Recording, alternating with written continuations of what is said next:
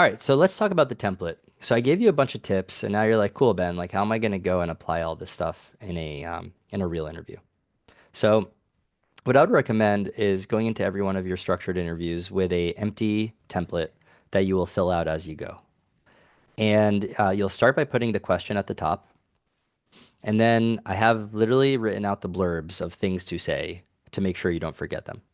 So this is how I like to start. I want to start by reviewing the landscape, et cetera, et cetera. I'm not going to read all this out loud. Take 30 to 45 minutes to say it.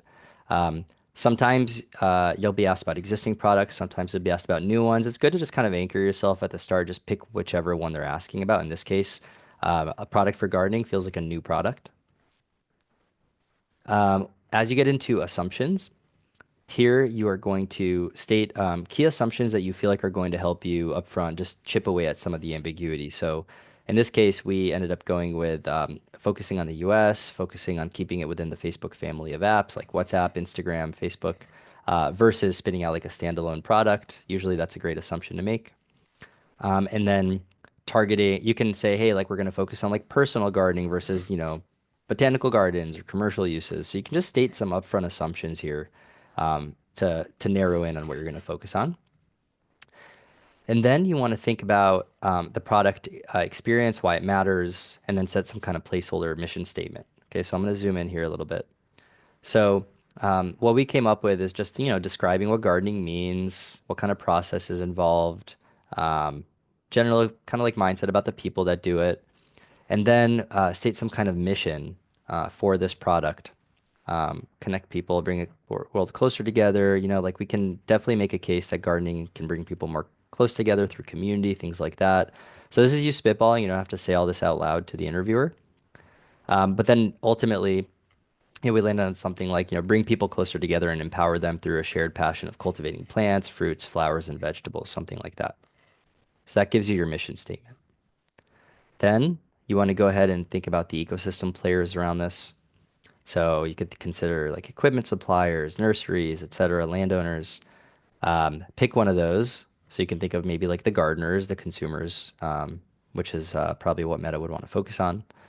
Think about the primary motivations like growing food, de-stressing, beauty aesthetics, etc. Then you can get into segmentation heuristics like budget, time constraints, space types, climate. Like there's all kinds of different factors you can think about when you're trying to paint a picture of who you're building for. And then we came up with a few segments.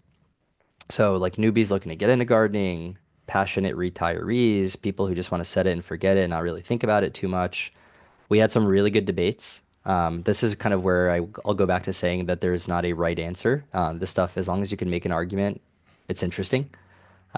So we had some debates on like which was the bigger segment and which was the one that was more underserved or less underserved. And then ultimately land on a persona, someone who's maybe like an urban working professional who wants to like enjoy more time on the weekend by making the space more aesthetic, something like that.